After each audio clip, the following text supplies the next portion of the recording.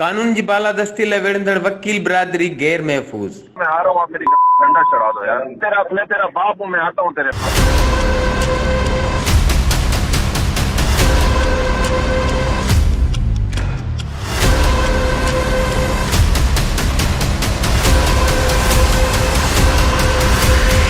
मीरपुर खास district bar association के सदर नाले वारे वकील एडवोकेट शौकत रायमू के लेक सिटी रिहायशी कॉलोनी के मैनेजर अली शाह तरफा धमकियों। एडवोकेट अब्दुल वहाब अब्बासी वाक़े की सख्त लफ्ज़न में मज़म्मत कंदे पाकिस्तान बार कौंसिल ने सिंध बार कौंसिल की अपील कई तो इंसाफ की बालादस्ती लाइ बिला तफरीक विढ़ंदड़ वकीलन के तहफ़ुज़ फराहम कयो वञे।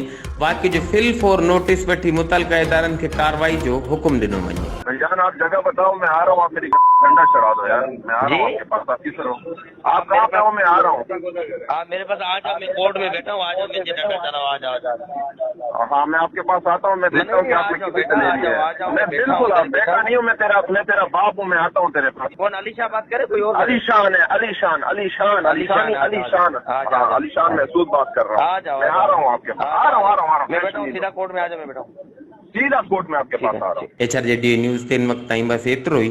वधीक तफ़सीली ख़बरनि लाइ विज़िट कयो असांजो YouTube चैनल HRJD न्यूज़।